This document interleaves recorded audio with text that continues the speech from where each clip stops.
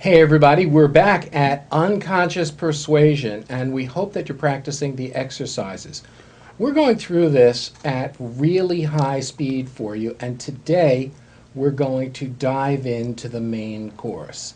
Just think of, if you're not a vegetarian, the best prime rib you ever had, the best turkey dinner, or if you're a fish eater, like the best salmon, Chilean sea bass, whatever. And if you're a vegetable, the best piece of lettuce you ever had.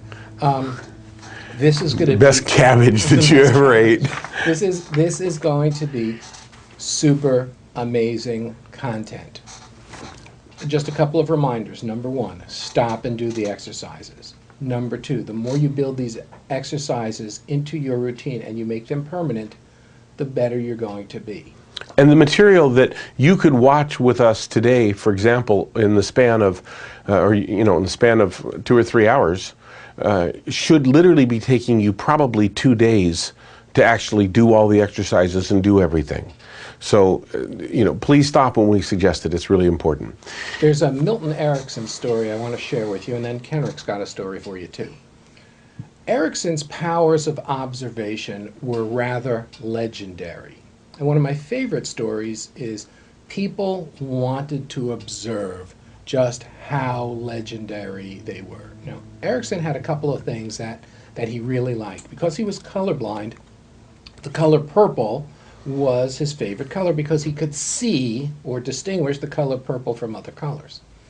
He also liked owls, and he collected owl figurines of all kinds. Somewhere around my office I have a ironwood owl as a tribute to Erickson, because the ironwood comes from Arizona, Phoenix, where he spent a good part of his life. So Erickson gave seminars at the end of his life, towards the end of his life, in his living room, and his wife would wheel him in, and the place would be packed with therapists, students, people who were invited to participate. And the room was crowded, and on the back wall there were shelves that were just filled with knickknacks from all over the world that students gave him. And while the students were getting ready for Erickson to be wheeled into the room by his wife, one of the students, wanting to test Erickson, took one of the owls and just tilted it over on its back. And the group sat down, waited for Erickson, who came in, gave his usual outstanding performance, teaching and demonstrating at the same time, and seemed oblivious to the test that the student in the back of the room had done. As his wife took all of the microphones off him and was wheeling him out the room, they had about left the room entirely when Erickson put his hand up, and then he turned in his almost robotic way because of polio and said, "Oh, that thing that you were wondering whether I'd notice, I don't give a hoot about it," and left the room. So the legendary Erickson had, in fact, noticed. But there are some people who don't notice these things. And not only do they not notice, but they're in a position to suffer greatly if they don't, or cause harm to others. For every one of you watching, this translates into dollars in your pocket or dollars that don't make it into your pocket if you don't understand. Let me give you an example from my history. I was supervising a therapist learning how to use some of these patterns many years ago, and he was having learned the phobia cure pattern. He was going to use this on a client that had a phobia, and I was in the room supervising and watching this process. And the therapist began and removed the phobia very efficiently. I was real impressed. When the person asked, well, I don't know if it's really gone. I don't feel bad anymore. And the therapist says, well, I'm not sure either. But what we need to do is whether it is or it's not, we'll be able to work in future sessions to eliminate it if you don't feel it's really gone. And I'm shaking my head thinking, oh my God. And the client goes, yeah, I kind of feel like it's still there. And of course, what the therapist had successfully done is to help the client reinstall it. I suggested that the therapist perhaps go through the process again, very kindly. And the therapist did, and blam, phobia gone. I was thrilled. Whereupon the therapist helped the client reinstall it yet again. This happened 3-4 times as I'm watching, until finally I just couldn't take any more. And I suggested to the therapist that they not say anything else. We'd achieved a signal that meant, okay, this is time for me to talk. And so I proceeded to remove the therapy, or remove the phobia, using this process, and the client went home fixed, if you will. And what happened? Well, the therapist was so into his own world and into the pattern that he was trying to run that when he had success with it, he didn't see it. This is sort of like the people that are studying hypnosis, and they're reading like this. They're reading their script, and the client is here with their eyes closed, but they're reading their script. At what point is the client in an altered state? At what point is the client going along with the suggestions or not? That's the problem. The therapist doesn't know. Why don't they know? Because they're not watching. They're not listening. So what we're going to talk about with you right now is how to watch and how to listen to put money in your pocket. These are really great skills. Now, the master who we modeled unconscious persuasion after used to say very often that when you're working with someone, now he was talking about a therapeutic concept, but it could also be in a persuasion concept, it could be a sales concept. When you're working with them, you have this amazing demonstration tool in front of you called another human being. And that if you pay attention exquisitely to what's going on, they will be telling you about the processes that they are undergoing. Now, I used to run a hypnosis clinic, and I make reference to that, and when I would hire a hypnotist, I would bring them in with a volunteer subject and say, go to work on the client. And I had a video system, and I would observe what they were doing. And very often they would go into the room, they would lead the person into a hypnotic state, then they would reach into a pocket and take out a script and read the script to the client, never, ever picking up their eyes and looking over at the client and seeing what the response is. Because after all, hypnosis is nothing more than just ordering people about using suggestions, right? Telling them what to do. Now, I remember a woman who was a weight loss client came in one day and said that she wanted to work with me on pain control. And when I would do a session, which wasn't all that often at the end, all of my students would go into the back room to monitor what I was doing. And so I heard them charge into the back room, and they all set up, and I knew I was live. And I started talking to the woman, and she was telling me about her problem. And I said, okay, are we all ready to get started and take that pain away? And she said, absolutely, shaking her head no. Now, we're going to talk about incongruent communication a little bit later on. But the nonverbals are carrying the day. And she was clearly saying, no, I'm not ready to proceed. Now, if you were suffering from the disease that this teacher labeled RCV, reticular canal version, or in the vernacular, your head is buried up you-know-where, you would never notice that the client was communicating to you. And the clients are always communicating to you. So if you're reading a script to the client, or in the case of the therapist that Kenrick was supervising, if you're so intent on the procedures that you fail to pay attention to this live human being that is giving you feedback, then you're really going to miss out. Or if you're listening for what you want to hear. And this is that's so typical common. Sales garbage. Okay? You're listening for what you want to hear, and when you hear something reasonably close, you seize on it thinking you've really got something when you're deluding yourself. Or, even worse than that, following some really poor advice that you may have been given and contaminating and leading the person into a place where you think they are when they're really not. Isn't that so, Kenrick? And so as we're sitting here discussing this new purchase that you're contemplating making, this new car, aren't you getting comfortable with the idea of driving home with the car? And do you think that you'll need a chiropractor when you finish this visit with me today? Do you guys get the idea? You know, it's still written in sales books that nodding is a good idea. Maybe if you're a bobblehead doll, but not if you're a persuader.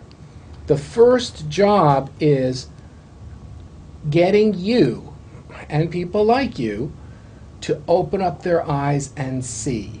And we call this developing your sensory acuity. When you're on the phone, the acuity that you need is in your hearing, okay? But when you're face to face, you also need that visual component, and we're going to work on that visual component right now in an exercise. Kenrick, explain what it's going to be. And guys, pay attention. This is important stuff. So here we go. All right. The exercise that I want you to do right now, after we're going to demonstrate it, and then you're going to stop. I want you to find a partner. This could be a husband, a wife, it could be a kid, it could be a coworker. It doesn't make any difference, but I want you to find a partner to do this with, okay? Doing it in your head will not work. Okay. Oh, I can't even imagine. I suppose there would be some people who would try to do this in their head. Or imagine that they'd done it.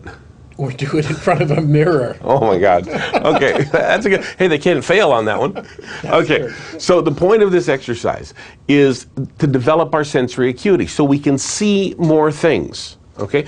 Let me tell you why. I'm going to, look, this is something our teacher did very little of. He didn't ever tell us why, and it drove me insane. He also never told us how. You have to understand that we're showing you now did not come from him. He just did the stuff. We decoded it. There was never a point where he did this exercise. No, even if you asked him, he'd just do it again and you know, or later, or in a different way, and we'd have to try to figure that out. But all right. Or insult you. Yes, which is that RCN vision.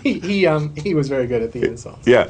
So look, the reason that you're going to get better at this, I'm going to make it real simple for you, is one big reason. Look, you remember when Carlin was asking me if I'm feeling comfortable about buying a car now?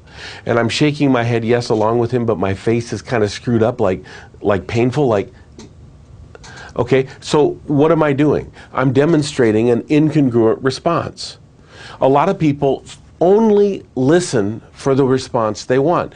And if he would only look for example, a response of a head nod, he'd think I was going along with him. If he wasn't looking at the grimace that I was doing as well, or if he thought this was sufficient and the grimaces don't matter. But here's what I want you to know, very conscious and to the point. I want you to know something. When people's actions change, it's in response to an internal state change. If I change and I become more happy, you'll see external behavior going along to demonstrate that. If I get more serious, you'll see external behavior that goes along to demonstrate that. So as you see people change, it's because something's changing inside. Would you like to know what that is? Me too. And that's why we study this. So when you get really good at being able to see that something's changing, it's because you know something has happened inside. But here's the cool thing. The cool thing is, you'll know it before the person's conscious of it. Now, what do you think you could do with that? If I brought something up at that moment, before they're conscious of it, like this. If Harlan had said to me, Kenrick, it looks to me like on one hand you're excited about this new car, but there's something that's maybe troubling you a little. Would you mind sharing with me what it is? Yeah, I'm really excited about it. I really need a new car. I'm worried about the payments. Oh, well, let's talk about the payments then. But at that moment, is it an objection? No. It's a conversation. Do you want conversations or do you want objections? I personally want conversations because they're real easy to steer. Okay? This is why we're studying this, and this is why you're going to get good at it. This is why you need to do the exercise. Harlan, here's how the exercise works. I'm going to look at you. Okay, I'm going to hold still. Now, normally I would do this exercise standing, but it doesn't make any difference. Sitting, standing, do it any way you want. Okay, I'm going to hold still. And I'm going to ask you, I'm going to look at everything to do with you. I'm just going to take you in and like that. Then I'm going to close my eyes. Okay? I'm going to ask you to make one movement. When you're done with that movement, I want you to say, done.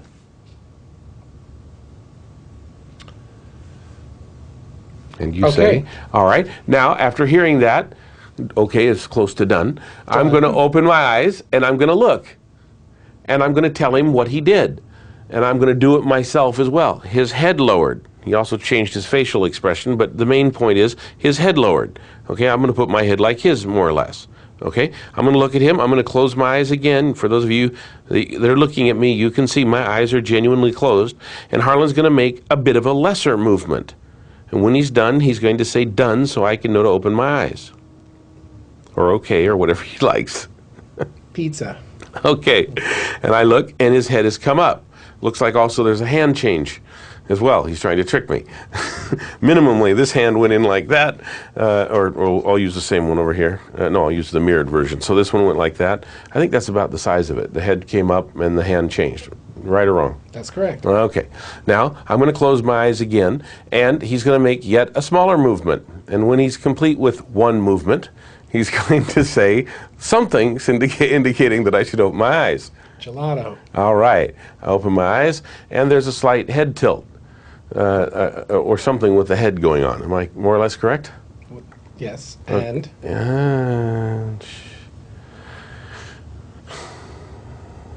That's all I can see. No, but he's looking at it, so he knows it. My unconscious is getting it, yeah. No, he's looking at it, is that I turned a little bit. Ah, okay. Too. So he was staring at it, and it registered, but didn't articulate, because it's really hard to do just one thing.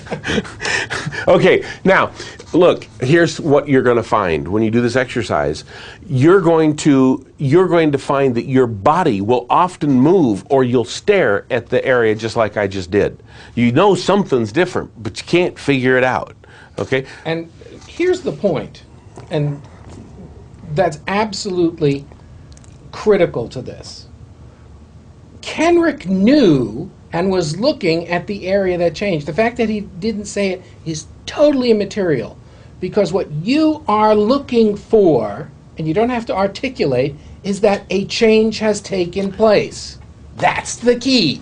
You don't have to know that this finger moved up 1/4 of an inch. Immaterial, but you do want to know that something moved. In fact, most people that are really great at this have a feeling. Okay, and that's fine. Let me tell you the story the first time I saw this done, which was before the master, when I used to work with people who were involved in cults. Now, when people got involved in cults, there was usually a reason why. And the reasons were, there were 4 reasons. Major family fight, breakup with boyfriend or girlfriend, failing in school, or death of a loved one. That was it, okay? You rarely found something other than that got the person into the cult. And in those areas, you know, there were some fine things. And so I saw this done once, and I was talking to someone demonstrating myself, and I said, you know, here are the reasons that I found that people get involved. And I went through them, and when I said, you know, break up with boyfriend or girlfriend, I saw a major shift. The person just literally, man, this was a disguise shift. They picked up their leg, they put it over their other leg, and they literally shouted, well, that's not the case with me. They ignored everything else, but on that one, it kind of stood out that they crossed their leg and they shouted. People don't necessarily give you subtle clues like moving their finger. They are more than generous in pointing out exactly what the issue is. But when you notice something, you know, ask a poker player whether a twitch is important or not when they're playing poker and someone gets a card. They pay attention to stuff like that. Now, you pay attention to stuff like that, but it's important that you not attach a label to it. So if I'm talking to Kenrick, and Kenrick twitches or does that thing, that doesn't mean anything. It doesn't mean that he's getting bored. It doesn't mean that he's skeptical. All it means is that the side of his face moved. If it moves because of something that I said, okay, I'm telling a story about women that are raped and a woman's face goes like that, I pay attention to that. Then I go back and I test it again. If I get the same thing, bingo! There's a really good chance that that person was raped. If I go back and I do some cleansing on the person, we're using cleansing in a really general term here, and then I go back and I test it again and I don't see that movement, I know that change has taken place. So you've got to be calibrating everything that you're doing, and it begins with this process. Starting with the level of gross movement. Okay, if you don't get those, you're in a serious coma. Okay, you need to get the big changes. Once you get the big changes, then you can notice the subtle changes. We're not even going for things here, the things that like Erickson used to calibrate, which were breathing rates, pulse rates by watching the veins in the neck, skin color changes, the size of your lower lip. There are dozens and dozens of things to calibrate. Erickson used to look at the color of people's fingernails, how their blood would change. That's amazing stuff. And the better you get at this, the more information that the people are constantly giving you. And then it's really hard to turn this stuff off because people are just giving you information. Now imagine being in a presentation environment, a situation where you are you're presenting and the person is giving you feedback. And imagine, like the person reading the script, ignoring all of that feedback. Okay, so how about you construct the exercise for them to do at home? Tell them exactly what to do. Okay. With a partner, you're going to identify A and B. A is the persuader. B is the person that you're wanting to persuade. So the job of A is to simply identify when B changes. I'm the persuader. I'm going to identify when he changes. So I'm going to assume a position so I can check his body. I'm going to ask him to hold still and check his body. Then I'm going to close my eyes and say, okay, make one change. He's going to make one change. When he's done, I'm going to say that you're done. Because if you don't say that, by the way, people will sit there forever waiting for you thinking that you're trying to psychically guess it, and that's not the point. So he says he's done. I open my eyes, and I see that his head is turned off in that direction. So I say, Harlan, you had your head turned off in that direction. He says, yes or no, whatever it is. Okay? And then I say, good, I close my eyes, and I ask him to make another change. Each time he does this, and I just open my eyes too fast, but he turns his body. Each time we do this, he's going to make a smaller and smaller and smaller change until I miss. Except I won't. But anyway, until I miss, okay? And if I miss, and I've gotten at least 5 right, good. I go on, and that exercise stops, change partners. Okay, to let him do it for me. Okay, let him. I'll do the moving, and he does the guessing whether he's right or not. Okay, you have to get at least 5 right. If you get less than 5 right, start over. Start with a big movement, and then a bit of a different movement, and a smaller movement still, a little bit less, until finally the person misses after 5 or more. And the idea, by the way, is to do this in a relaxed state, not like... Right. Okay? You have to be able to not only do this, but in theory, if you are presenting to a group, you're in finance, you're in real estate, you're talking in front of a room, you need to be able to calibrate the room, not just one person, and you can't look at people intently, whatever. You've got to be able to take in the totality, and that's why what Kenrick did in noticing something had changed was more than sufficient. You don't have to be able to articulate.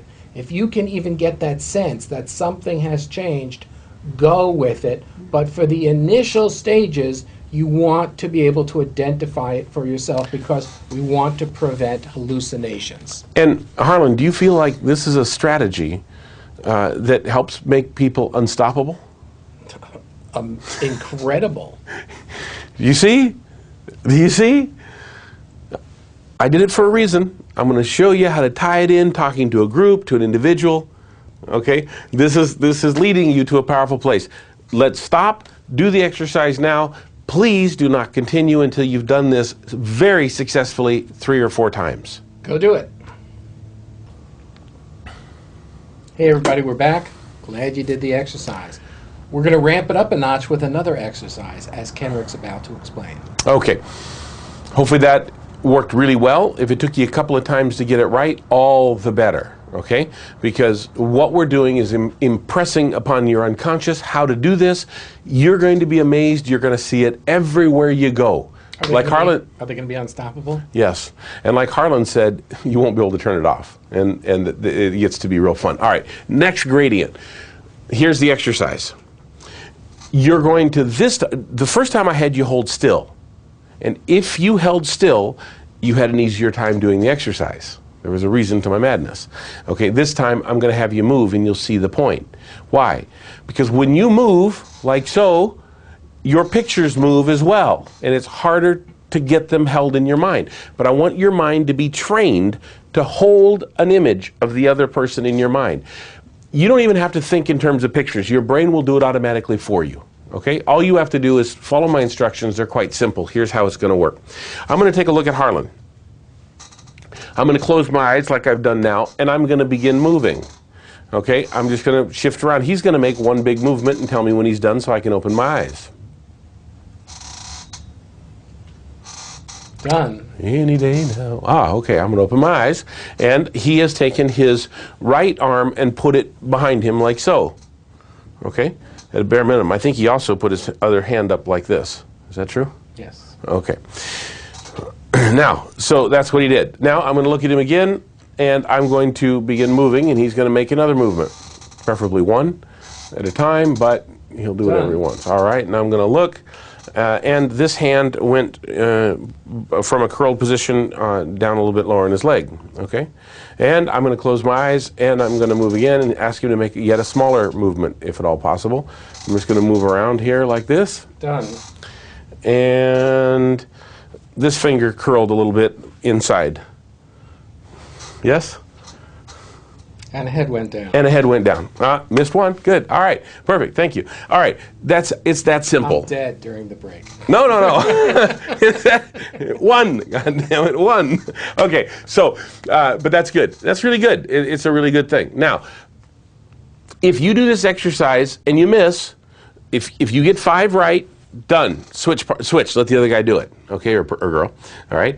If you get less than 5 right, start over. Make them do big movements and have them progressively get smaller. Okay, this is a great training for your unconscious, but move. Move, you can turn in circles, you can walk around the person, do whatever you want, but come back more or less to where you can see them again full on when they say they're done. That's the exercise. Stop now and go do it. Hey everybody, we're back. Hi. Glad you did the exercise. How was it? We hope it was good. Now, moving on. One of the things that you're going to discover is we're going to correct a misnomer that NLP created. A lot of people who didn't understand NLP walked around going, I'm a visual. And I'm an auditory. But I'm kinesthetic. And they actually believed that they were this thing. I'm audio. I'm visual. And you know what's really interesting is a visual Gemini. The problem is that if you are only one of these things, you have a serious problem. Because everyone is all of these things, but you shift in and out of them at particular times. Sometimes you're primarily auditory. When you're on the phone, okay, if you're on the phone talking to somebody and you're in the act of persuading and your focus is on that spider climbing up the wall, you're probably not doing a really good job in sales. There are a lot of people that you work with and today who are addicted to texting and their iPhone. There was hope that throat clears up for you. I think it is. There was a case in California where a train driver who was driving a commercial commuter train was texting his girlfriend and paying attention to the texting instead of the red light, paying attention to the light, telling him that there was a train ahead of him. We're really weird because everybody's upset about that, but everybody wanted the astronaut in space to tweet from space. So in other words, it's not important that the guy's driving like $1 billion piece of equipment. We want him to text at the same time. about how he's feeling about driving it. We're so strange. So you've got to be attuned not just to one, but to all. And in order to do that, you have to first find out exactly where you are. And where you are is an evaluation of which systems you use more and which systems you use less. And we're going to show you that by paying attention to your own systems and paying attention to other people's systems, you're going to find that people have blind spots. And we're going to show you how to drive a truck through them. And when you drive that truck through them, no one will be aware of what you are doing. Now, the teacher used to call this, everybody has a three-legged stool. The stool has three legs. Number one is visual, number two is auditory, and number three is kinesthetic. You don't have a stool on one leg. If you do, it's going to collapse over. Okay? We're sitting on stools that have four legs. You can have a four-legged stool. You can have a three-legged stool. A two-legged stool is going to be wobbly. It's going to have at least the three legs: visual, auditory, and kinesthetic. And what you need to do is you need to diagnose, take an inventory of yourself, and find out which are your systems. Funny thing is that people who think that they are one system very often are another system. Which is why I think that I'm visual, because the more that I just look at people, I see things right away, and visual is my number one modality. And I went to an NLP class, and they told me that I was visual because I could see things. So being so visual, I just know that I'm a visual person. And this will really help to make sure things go well. Let's talk about that. So first of all, number one, what I was trying to do was really trying to have just an even monotone tonality, You did well. indicating a really strong auditory. Mm-hmm. Okay. Kenrick noted that I deliberately did not use a single kinesthetic word. And so what he did was he heard me talking about visual, saw me glance up indicating visual, heard my tonality indicating raging auditory, didn't hear a single kinesthetic predicate, and reached over and anchored me in the system that I had not alluded to at all. We're going to come back to that, but that was a really elegant demonstration of what we're talking about. You need to assess, and here's the way the exercise works. Pick a situation that's something that's very common to you. Let's say ordering breakfast in a restaurant, or lunch or dinner, whichever one floats your boat. Okay? It could be anything. If that doesn't work for you, it could be sitting down on an airline. And what you do is you tell the exact same situation to a friend 3 times. Okay? The first time, do it only in visual terms. The restaurant looks beautiful when I walk into it and I see on the walls all the picturesque arrangements of food. The waitress is so pretty, and that when she sits down and hands me the brightly colored menu, I immediately scan the menu looking at the pictures of all the delicious foods. Okay? It's all visual stuff. Auditory. The sounds of the kitchen as I walk in capture my attention over the loud noises of people excitedly eating their food. The hostess asks where we like to sit, and just as soon as we get to our table, the waitress appears and inquires as what we'd like to have for our order. I think to myself of what I'd enjoy and immediately tell her. All auditory. For the most part. For the most part. And then kinesthetic. I feel kind of hungry, so excitedly I open up the door to the restaurant and feel the blast of cold air, looking forward to sitting down on the stool at the counter and enjoying the warmth of some pancakes, or maybe feeling the cool, refreshing taste of some orange juice. And I feel reassured when the waitress slips the menu into my hand, and feeling the plastic menu in my hand, just already enjoying internally the feeling of satiation of a wonderful breakfast about to be consumed. Again, mostly kinesthetic.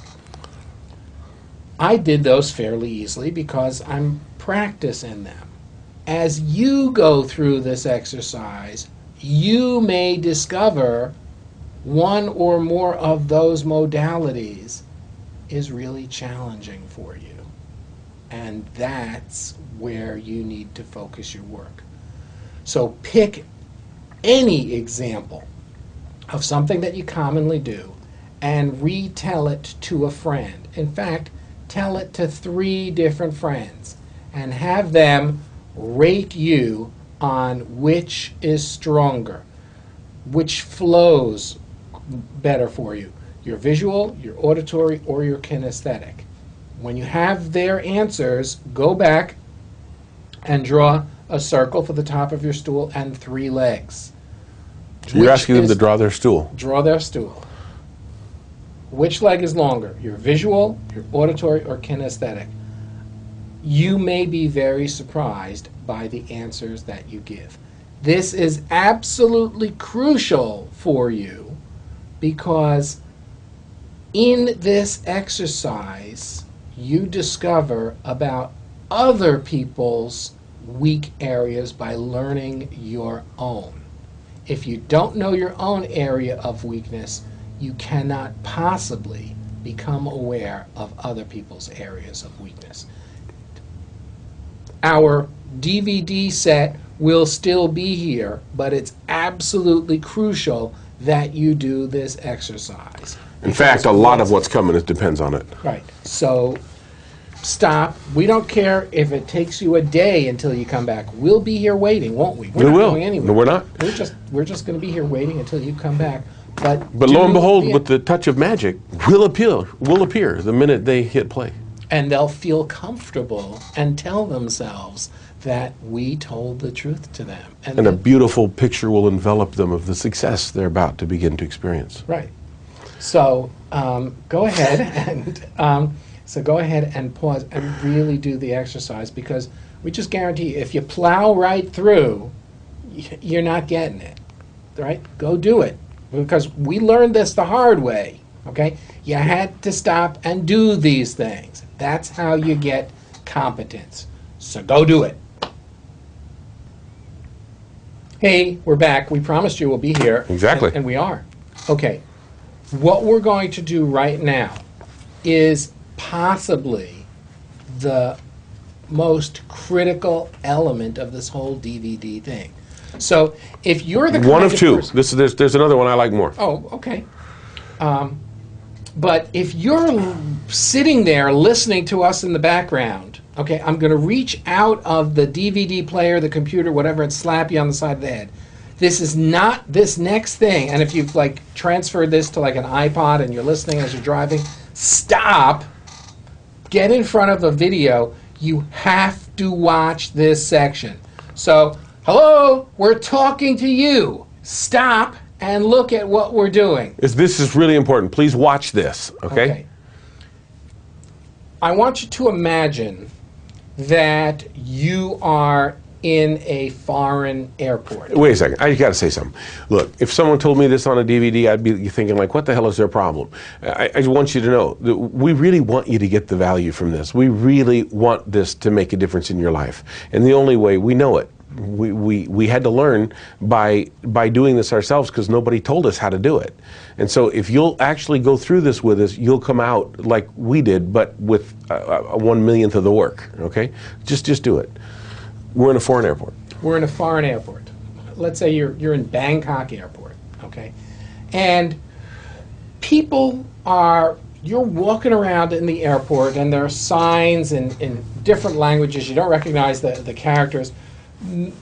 Maybe, when you see the red and white sign and the arches, oh, and I don't even know if there's a McDonald's in the airport, but you go, oh my God, there's something that I recognize. Imagine that as you're walking through the airport, you see someone who grew up on the same block as you when you were a kid and that you were friendly with and maybe went to school with and they were a friend of yours. Imagine that sensation of seeing someone that you consider a friendly. Okay.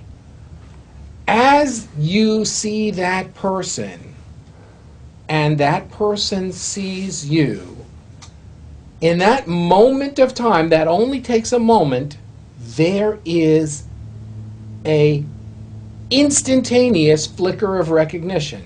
It does not go like this.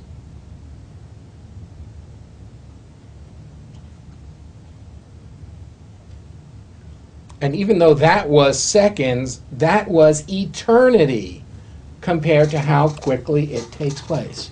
This is something that takes place in less than a second. You look up, they see you, and boom, it's happened. What we're going to do right now is break down that instantaneous it's happened. Okay?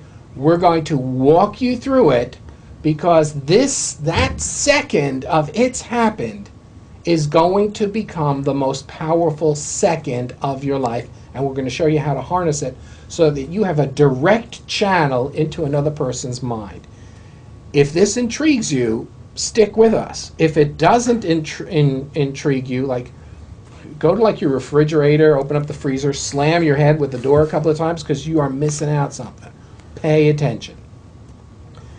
If you were able to focus in on these two people at the same time, you would probably recognize that even at a distance, 50, 75, 30 feet, whatever it is, there is some instant visual recognition and cues going on. Now you understand why we did that, all of the sensory acuity stuff that we did a few moments ago that we insisted on you practice.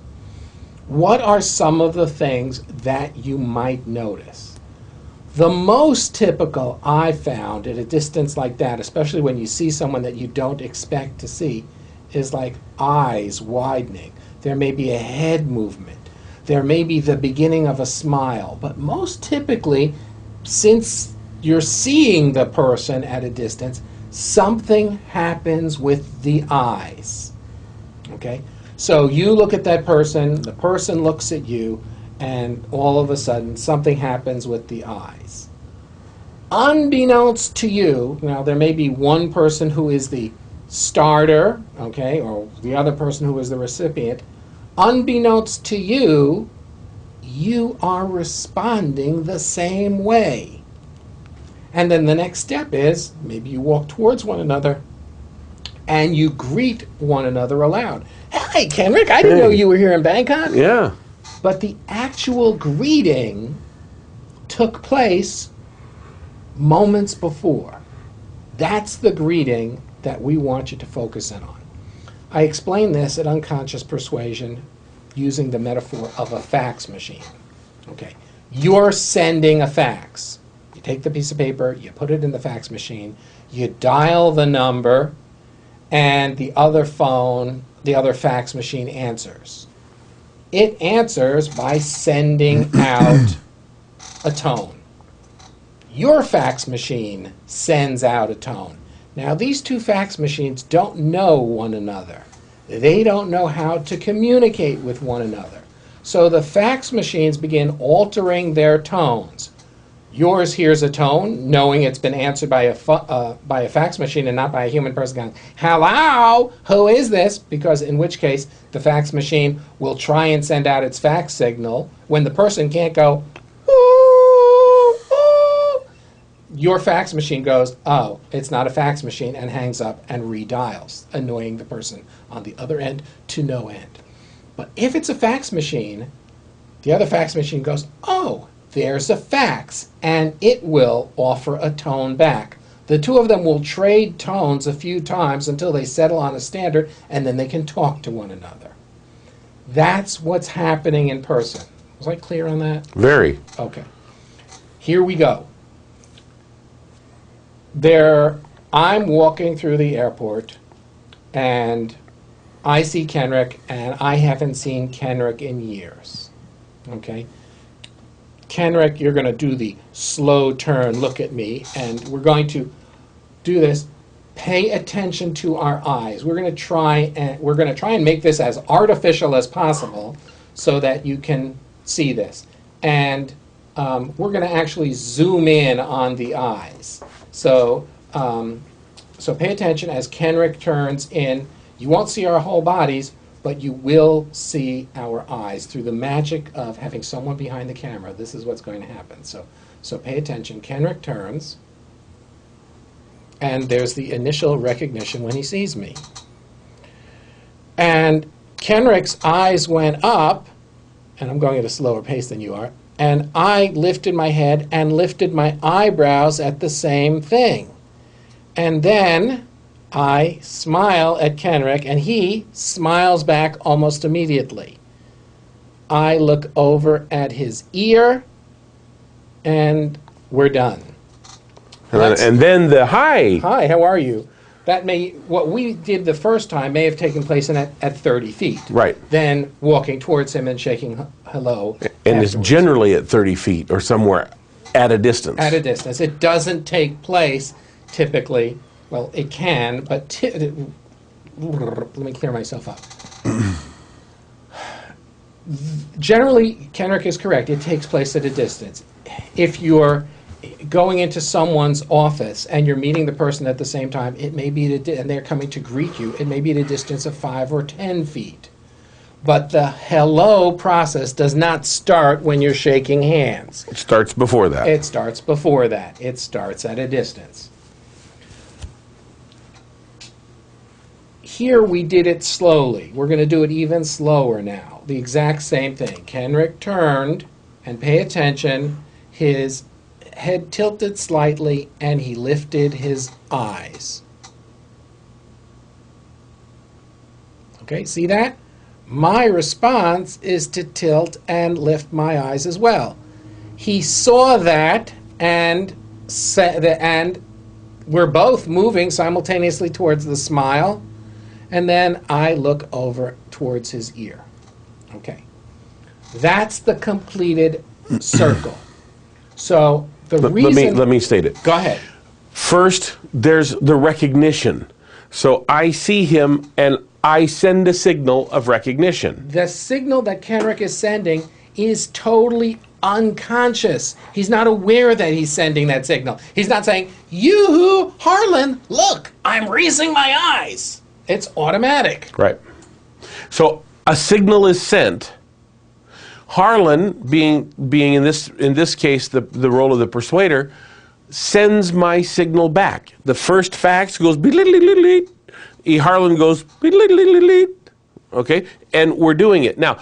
in recognition of the signal being sent, I, again unconsciously, smile. And? He smiles. So it's signal, response, look over my ear. Right. We'll explain the look over the ear in a minute. But don't think that it only could be the eyes. Now we're going to do it again, and this time Kenrick's going to do something just around his mouth. I'm cluing you in, so look around his mouth, and he may automatically do something with his eyes, but we're looking for something with his mouth. We haven't rehearsed this. I have no idea what he's going to do. Go ahead. Here we go.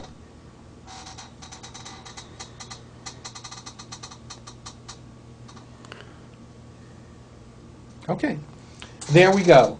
Explain what you did. Okay, so I turned slowly. When I saw him, I made a gesture that I'm not used to making, but I did a mouth gesture. Okay. And he made the mouth gesture right back, and we went a little bit back and forth, and he looked over my ear. It was signal, response, look over the ear. Seconds. Hard to do it slow, isn't it? Okay.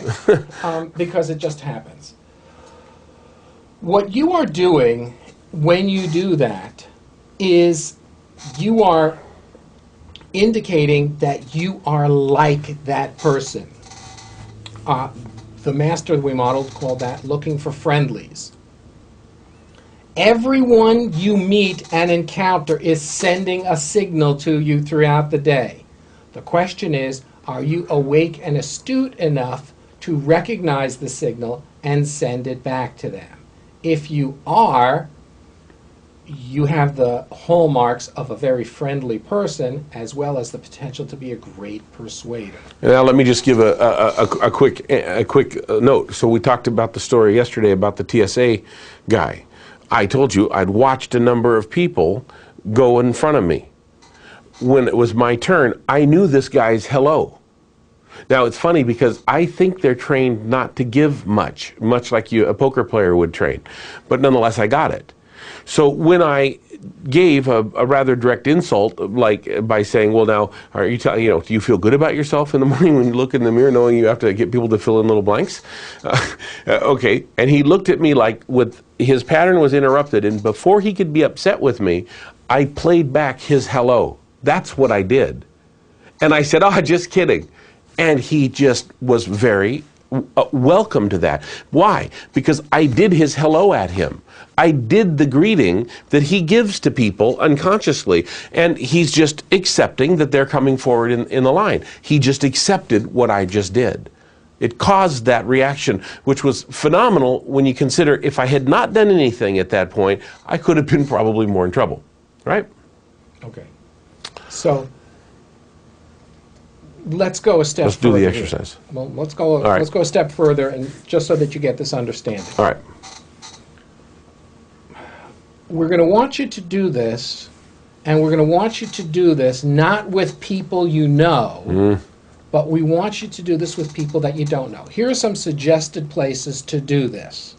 Number one, go into a supermarket, convenience store, whatever, do it with the person who is behind the counter. You will find that this works amazing.